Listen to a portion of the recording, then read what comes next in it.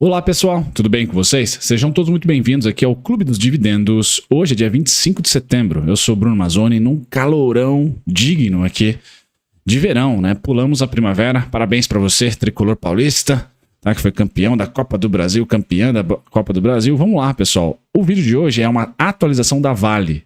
Foi sugestão feita nos comentários, então pausa esse vídeo agora, deixe um comentário aqui para mim analisar uma empresa que você deseja. Já estou fazendo a listinha dessa semana, tem small caps, mas pode ter blue chips também, tá? Pode ter alguma blue chip para que eu analise. Certo, pessoal? Então as pautas do vídeo serão, vocês estão vendo aí o sólido desempenho operacional da Vale? Sim, tem um pitaco ali de fundamentos, principalmente Salobo, né? Vamos lá colocar um pouquinho sobre o Salobo, que fala sobre cobre, transição energética, temos ali uma forte produção, um crescimento muito forte da produção de cobre, né? Mas o vídeo, pessoal, vai tocar muito mais no fluxo de notícias para o setor específico, que teve uma mini bombinha, de ontem para hoje, de domingo para segunda, envolvendo a Evergrande, tá? Bom, as pautas do vídeo, pessoal, antes de passar por elas, só quero convidar a todos, quem gosta do setor e quem está posicionado, por exemplo, na CSN Mineração, na Semin, tem vídeo, postei aqui sabadão, tá?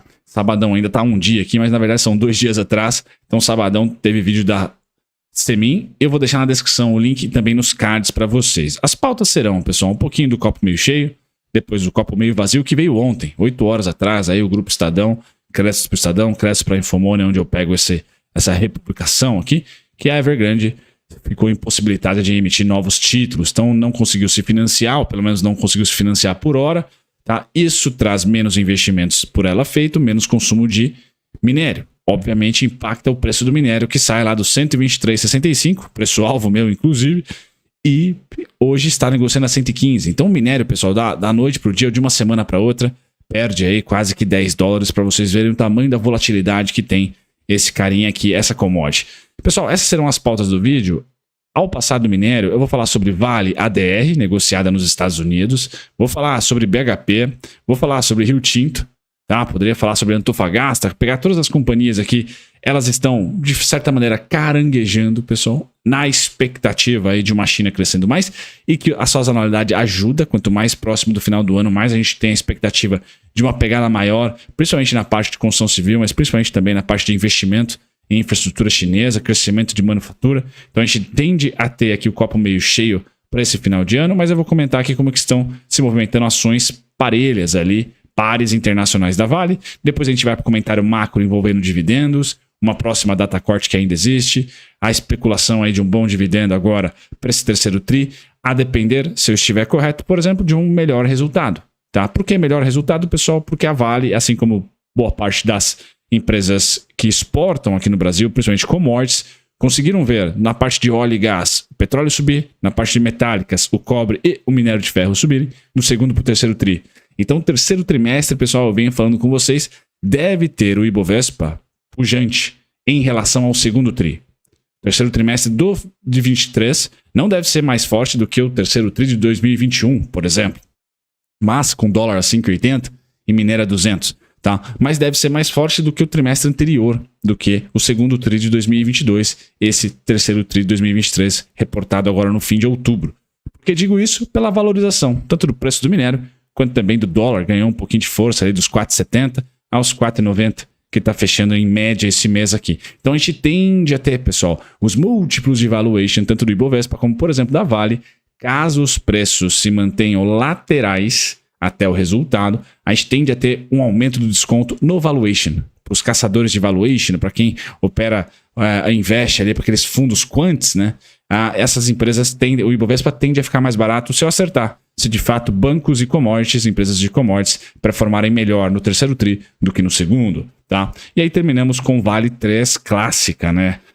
Nada mudou muito, né? Mas eu vou recapitular para quem é novo no canal, quais são os meus pontos, qual é a trajetória dos preços, quando se emocionar, quando não se emocionar, vamos assim dizer, na Vale, por que não? Certo, pessoal? Sem mais delongas, então essas serão as pautas do vídeo de hoje. Disclaimer na telinha, eu convido a todos a se inscreverem, ativarem as notificações. Eu sou o Bruno Mazzoni, analista CNPI técnico. E se você tiver paciência e um tempinho aí, pessoal, considere convidar alguém para se inscrever no canal, porque nós somos hoje 185 mil. Quem sabe até o final do ano não batemos aí os tais 200 mil inscritos, tá certo? Brunão aqui tá tagarelando e não tá aparecendo pelo simples fato de que estamos em obras onde eu gravo. Pessoal, primeiro conteúdo então é só convidar vocês a assistirem o vídeo da Semin, vou deixar na descrição e nos cards para vocês. Copo meio cheio da Vale, já indo aqui direto pro conteúdo, diz que no primeiro semestre de 2023, pessoal, dados aqui diretamente do Instituto de Estatísticas Econômicas da China, o primeiro semestre chinês foi, em 2023, o semestre com maior investimento em ferrovia, pessoal. Então, por isso está o trenzinho ali. Ferrovia demanda um tipo de minério, demanda um tipo de aço depois ali para se fazer manutenção. Então, cada vez mais ficar expert em Gerdau produz um tipo de aço, Usiminas plano, a CSN um outro aço. E para quais indústrias essas empresas hoje no Brasil exportam, tá? Para quais indústrias essas empresas aqui no Brasil atendem? Agora sim eu acho que vai ser legal, tá? Porque eu já não estou mais super comprador para o minério de ferro como eu estaria se eu fosse um investidor de 2002 a 2010, por exemplo. Agora eu vejo que é muito mais peculiar, idiosincrático, específico, o investimento em um tipo de infraestrutura urbana, em um tipo de indústria, em um tipo de produto. A gente vai olhar para esses investimentos então pontuais que utilizam o minério e que utilizam um aço específico. Tá? Então não é mais um botão ali, minério de ferro, e todas as empresas serão iguais. Eu acho que não. Acho que empresas que têm determinadas portas abertas ali para um país X ou Y vão se beneficiar mais, outras menos, e empresas que beneficiam o aço, de certa maneira, que beneficiam o minério de ferro para determinadas indústrias também vão se dar muito bem. Então vai ser um dever de casa que eu vou fazer com vocês aqui. Lógico que Vale e Semin são mineradoras, né? Elas não beneficiam, não são siderúrgicas, né? Não beneficiam o minério de ferro, mas para as siderúrgicas eu tenho um dever de casa aqui para trazer para vocês que, poxa, os Usiminas é um tipo de aço, a Gerdau é X, Y, Z aço e a CSN também, porque a gente vê uma demanda muito segmentada e específica em determinados momentos do ano. Tá? Por isso que eu acho que nem todas são iguais do quarteto ou do quinteto com a Semin agora de ferro. Certo, pessoal? Mas aqui é o copo meio cheio que apareceu ali no comecinho de setembro, dizendo que o investimento financeiro feito na China no primeiro semestre foi o maior investimento financeiro em ferrovias. Tá? Mas não necessariamente os investimentos foram robustos para as indústrias de construção civil, maquinário, por exemplo, e também de carro. Tá? Então, isso foi muito específico para a indústria naval, para barcos, navios, para turbinas eólicas, tá? E para ferrovias. Então, foi específico, demanda para determinada indústria, tá certo? Determinada infraestrutura, vamos assim dizer. E não foi um negócio totalmente... tudo conectou ali. Não. Foi segmentado em algumas indústrias específicas. Então, isso eu acho legal, pessoal. Demanda um trabalho um pouquinho maior de você e de nós aqui que investimos no setor de minério, no setor de commodities metálicas, por exemplo, que eu acho que ele vai ficar cada vez mais segmentado e específico. E aí algumas siderúrgicas, algumas mineradoras vão se dar melhor ou pior, a depender aí do momento de determinada indústria ou país investir em determinada indústria. Hoje, pessoal, ou de ontem para hoje, tivemos uma notícia ruim, né, envolvendo a Evergrande, uma das grandes incorporadoras chinesas, onde ela não emitiu novos títulos para se financiar. Esse financiamento cria uma expectativa de mais lançamentos, de mais investimento em moradia, né, em construção e etc. E esse financiamento não veio por hora. Tá? A ação desabou somente, pessoal, 22%. Somente isso. Tá? Então isso impacta o minério de ferro. Lógico que colocar na Evergrande o principal motivo pelo qual o minério de ferro desabou 3%, 4% da noite para o dia, talvez a Evergrande não seja tão grande como foi em determinado momento. Tá? Então não tem só esse desdobramento impactando o minério de ferro. Tem também os juros americanos. Tem também a possibilidade aí da China não bater os seus 5% ao ano. Setembro, pessoal, é o mês de chacoalhar a árvore, tá? Para que o Natal seja mais barato para os grandes. Então acho que estão chacoalhando a árvore sim. Outubro pode começar com um certo chacoalho, porém, contudo, entretanto, outubro, novembro e dezembro não são meses onde o minério de ferro é vendedor. A sazonalidade do minério de ferro começa a aquecer para compra justamente no fim de setembro, outubro, novembro, e se alonga até março. Março é quando começa a esfriar, Tá? E aí as vendas acontecem. Se vocês olharem para o gráfico do minério de ferro, que é justamente esse gráfico aí, e segmentarem esses candles são mensais. Se você pegar mês a mês, candle por candle, você vai perceber que pós 2020, nós tivemos aí uma grande sazonalidade de março, abril, maio para queda, chega de altas, e setembro e outubro chega de quedas, começo de alta. Tá? E eu acho que isso tende a se repetir neste ano aqui de 2023. A gente vai ficar martelando ali entre 123 e 115. Tá? Suporte para o ano, pessoal, já foi tocado aqui em 95,70, mas eu ainda tenho. E de maneira rápida, em um mês, como esse mês aqui, por exemplo, né, foi de super queda, em um mês o minério pode vir para 85,50, pessoal, por exemplo, ou para 88,15, são alvos ali que eu tenho para o minério. Isso é a melhor oportunidade, por exemplo, de você pescar uma Vale, de você pescar uma Semin. Porque dali não passa. Por que eu acho que não passa, pessoal? Porque 2022, China estava fechada. Tá? Então eu não tenho nenhuma expectativa que a gente rompa 2022. Tá? Por isso que quanto mais próximo da mínima de 2022 os preços chegarem, maior é a oportunidade. Assim como você que está com o copo meio cheio para a China e acha que é só um momento, uma semana ali, de entreveiro nos preços.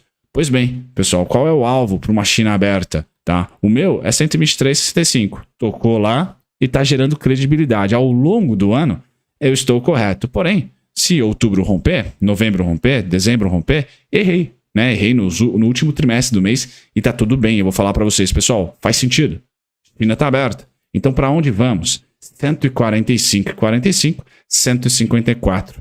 Para o miolo ali, ou quase topo, de 2022, onde tinha essa expectativa de reabertura, flexibilização, e não veio, frustrou e fez com que o minério caísse. Então eu tenho esses dois polos de preço, pessoal, como muito importantes.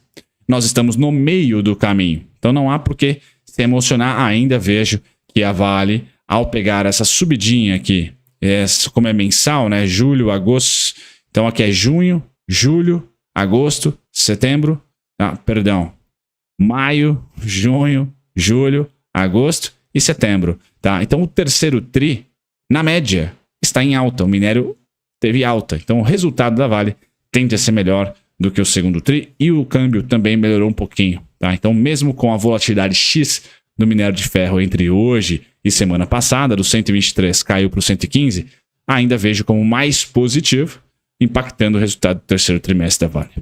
Beleza? Olhando para a Vale na ADR, pessoal, caranguejo, tá? E aí eu comparo a Vale ADR aqui com a BHP, caranguejo. Depois eu vou para Rio, caranguejo. Então, Rio Tinto. Então vejam que não é idiosincrático a Vale não tá pegando no breu, tá certo? Como a gente diz aqui em Jundiaí.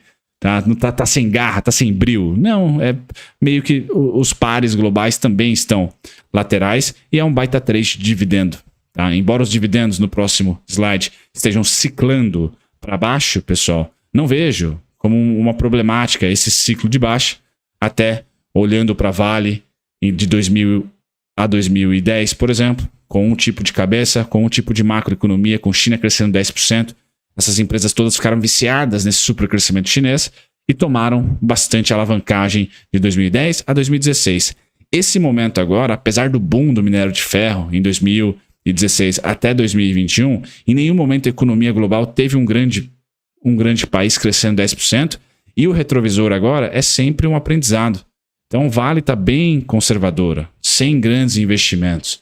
As outras companhias do setor desinvestiram em hidrelétricas, desinvestiram em alguns business que não eram o core. Tá? Então, essas empresas, não só a Vale, mas todas as empresas do setor, eu vejo, estão muito mais conscientes de um ciclo macroeconômico que sempre tem fim. Tá? Então eu vejo com bons olhos o trade de dividendos. Acho que os dividendos vão ser menores do que 2022 e 2021, sem dúvida nenhuma, faz parte. Tá? Mas devem achar um piso logo. Pessoal. Devem achar um piso entre 2024 a 2025 e depois voltar a subir também. E quem sabe a gente tem mais um bom ciclo, tá? Com o mundo se reindustrializando, né? A nova industrialização. Outros países, quiçá a China, recebendo investimentos para grandes indústrias ou indústrias estratégicas. Isso está diretamente conectado com a exportação de minério. Certo? Esse ano, R$ 3,71, pessoal, 5,6% é o dividend yield dela, vindo de 2021, que foi 22%. Tá? Nós temos mais uma data corte. Ano passado ela pagou em dezembrão, tá? Ela fez corte, né? Perdão, em dezembro. Então a gente tende a ter uma data corte ainda esse ano, pessoal. Esse número aqui, ano passado, foi de 24 centavos. Tá? A Vale deve chegar próximo aí dos R$4 esse ano, tá? Deve chegar próximo aos R$4. Então você na Vale, você na Cosan, você na Bradespar, tem ali um certo interesse. Inclusive, vou até separar aqui o vídeo o gráfico da BRAP, porque eu sei que muita gente me pede Bradespar e eu não gosto, né? E acabo não colocando para vocês aqui o estudo da Bradespar. Por quê, pessoal? Ele é uma réplica do gráfico da Vale, tá? Não temos ali nenhuma grande diferença, certo? Entre um e outro. Pois bem, eu vou entregar para vocês aqui o que eu acho da Bradespar em números. Assim também facilita bastante a vida de vocês. Deixa eu colocar aqui alguns estudos rápidos para vocês da Bradespar. E aí eu falo um pouquinho sobre a oscilação, sobre os investimentos, também olhando para a holding. Beleza? Da holding, pessoal, eu só queria, antes de comentar de Gráfico Futebol Clube, dizer, de olho no Salobo. Então você aí, transição energética, talvez pontualmente a Vale entre em mercados que vão além do minério de ferro somente, tá? Então pode ser interessante. Produção de cobre, produção de níquel, mas principalmente produção de cobre aí. Tem uma super alta programada aí do terceiro tri deste ano, como já vai provavelmente acontecer até o quarto, tá? Tem um ramp-up muito importante da produção de Salobo 3. Melhora o desempenho aí, beleza? Pessoal, então só uma atenção a esse tipo de resultado. Quando eu falo de Vale Futebol Clube, pessoal, vamos lá. O que eu tenho aqui para Vale? Nada mudou, né? Mas para o alocador de médio prazo e longo prazo, esses são os pontos mais importantes para mim. Em 2023, tudo acima da parte amarela perde o desconto, certo? Tudo abaixo da parte amarela ganha desconto. Basicamente isso. Então, do segundo semestre ou do segundo tri para cá, como a gente começou a ter uma certa, vamos dizer assim, uma frustração com o crescimento, com a reabertura chinesa, passou-se a ter essa configuração no meu gráfico, tá? Por quê? Porque a Vale já fez a sua simetria, já fez o seu fluxo de queda, tá? Já estacionou nesse fluxo de queda. Agora, eu não tenho para Vale, por exemplo, para quem gosta da minha análise, ela fazendo isso aqui, ó. 2 fluxos de queda, o amarelo aqui. Quanto caiu quanto, eu sempre falo disso. Portanto, eu coloco aqui guardiões da compra, que vão impedir mais um amarelinho de surgir. Tá? Que é o 58,91, 57,15, 55,39. Tá? O desconto, pessoal, começa a partir do 63,18, 62,81, 62,44. Tá? E o prêmio, quando começa a ficar cara, né? 69,50, 72,62, 74,18, terminando em 75,74. Então eu erro para Vale nesse ano aqui, se ela porventura passar dos 75,74. Ali eu acho que ela não passa no curtíssimo prazo, 2023, pelo ciclo de negócio da companhia, tá? Mas eu considero, já falei isso para vocês, que o terceiro trimestre vai ser melhor do que o segundo, e a depender, e a sazonalidade esquenta para o minério de ferro, talvez o quarto trimestre seja melhor do que o terceiro, porque a gente pode ter o minério de ferro indo para $150, como eu mostrei para vocês no gráfico, e como o Roberto Campos já contratou queda na Selic, o dólar pode se valorizar ainda mais perante o real. E aí ela vai ter os termos de troca no segundo semestre muito melhor do que o primeiro semestre. Então faz sentido, no gráfico, no curto prazo, deixar para trás o primeiro semestre e olhar para uma valorização, não muito grande, mas ainda assim uma valorização para o segundo semestre. Ponto final. Para o longo prazo, como o mundo está muito incerto, eu, pessoal, particularmente, a partir de 69,50 compraria menos Vale. Ponto. Independente de minério ou dólar. Tá? Por uma percepção minha. Por quê? Porque eu comecei a investir na Vale em 2010. Tá? Então eu mais ou menos vivi assim, um pesadelo para Vale. E eu sei que essas ações do setor cíclico, né, de commodities, pessoal, passam anos lateralizando. E a narrativa sempre é de expansão, aquela coisa toda. Mas de repente a gente tem uma Grécia quebrando. A gente tem uma China frustrando. A gente tem os Estados Unidos crescendo 1%. E faz isso aqui, ó. CRAO. Tá? Dá essa quebradeira, é uma quebradeira nos preços, não na companhia. Beleza? E a Vale privatizada, tudo bonitinho. E mesmo assim caiu, foi pro déficit, não aguentou. Então, assim, eu entendo que nós estamos aqui acumulando, narrativas diversas, pessoal, mas é uma faca de dois gumes aqui. Por ser uma faca de dois gumes, podendo voltar aqui a 2014, né, a queda aqui não foi por causa de China, por causa de Brasil, impeachment, nada disso, foi commodities, pessoal. E dólar subiu, commodities caiu, tá? Então, se você acha que o dólar vai para as alturas, vai sugar 5% do Fed por muito tempo, vai sugar a liquidez e as commodities vão cair, pessoal, você tem que estar por dentro, que pode ser um derrame, tá? Por isso que a partir dos 69 e pouco, comprar menos. Para quê? Para que se ela cair esses 40%, 30%, você tem caixa para comprar na oportunidade da década, né, dos últimos 20, 15 anos. Tá? Então eu sempre deixo esse cenário para vocês como realista, porque Brunão começou a investir em 2010, então, digamos assim, sentiu na pele. Né? E esse crash da Vale, pessoal, eu falaria da Vale lá na casa dos 42,52, 45,24, tá? 43,81, que seria tranquilo, pessoal, seria uma oportunidade, tá? Então eu trago isso para vocês, assim como o copo cheio. Quem tá com o copo cheio aí, pessoal, super ciclo, de acordo com mínima do lockdown chinês 2022. Vamos falar de 101,48. Vamos falar de 97,19. E vamos falar também, não é um super ciclo, mas é um ciclinho legal, já acima do meu preço-alvo, 83,53, 84,23, acima do meu cenário base. Né? O cenário base está aqui, ó. Tá? E aí as maiores intensidades de compra estão no verde, as menores do amarelo para cima, com certeza no vermelho. Beleza? O justo está no amarelo, ou seja, estamos no justo. Certo, pessoal? Bradespar, comentei para vocês, onde está o desconto da Bradespar, né? O desconto da Bradespar, deixa eu trazer aqui para vocês, está no 19,34, 18,78, ponto final. Se você for um pouquinho mais agressivo, olhar ali para os R$20,40, tá? R$20,40 me parece bem interessante. Tá? R$20,96, R$20,40, R$19,83. Tá? Ali com o fundo de julho de 2022, né? PEC eleitoral. Então aqui também é uma região interessante.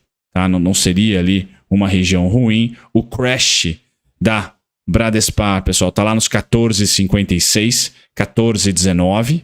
Tá? E o alvo tem para mim como máxima do alvo ali, algo em torno de 26,49, 25,27, tá? E o preço acaba ficando salgado a partir dos 24,5. Então eu tô com o copo meio lateral, tá? A possibilidade, ela existe de beliscar ali os 20,40, os 19,83 e em um mês, pessoal, 2 meses, sabe? Coisa rápida, fazer isso aqui, ó. Desce e bum! Toma essa pancada nos 25 e 27 e deve permanecer em 2024 lateral. A gente não tem um grande ciclo econômico para começar, pessoal. O que a gente tem no melhor dos mundos é a manutenção. Manutenção do quê? China crescendo 5% ao ano, Estados Unidos arrefecendo ali para os seus 3, para os seus 2, tá? E a gente toca o mundo ali muito parecido com o que estávamos por volta de 2013, né? 2012 ali aproximadamente. Um mundo com crescimento estável e quem sabe com inflação também estável, tá? Então eu só quis colocar para vocês aqui a Bradespar também para atender quem me pediu e dizer, pessoal, se cair para os 44,52, a única razão pela qual eu falo a partir dos R$69,50 comprar menos é por causa dessa possibilidade, tá? Mas quem não tem, não cogita essa possibilidade, maravilha, não tem certo ou errado, tem apostas. O mercado financeiro, infelizmente, lida com o futuro e futuro o ser humano é péssimo. Péssimo. A gente é ótimo em analisar o passado, tá? E aprender ali com o presente para construir um futuro melhor, vamos dizer assim. Eu compartilhei o meu passado, mas não necessariamente ele pode rimar, se repetir, tá? Então eu sempre coloco para vocês aqui alguns cenários e análise técnica é craque nisso, né? De dar pelo menos 3, tá? E eu entreguei para vocês o meu cenário base, que são as bolinhas vermelha, amarela e verde, e os cenários de super ciclo de alta, vocês estão vendo os resultados em verde lá em cima, e também o de baixo, que é o 44,52. Certo, pessoal? 24 minutos de vídeo. Meu Deus do céu, mais um vídeo muito longo. Quem ficou comigo até o final, deixe um like. Tchau, tchau.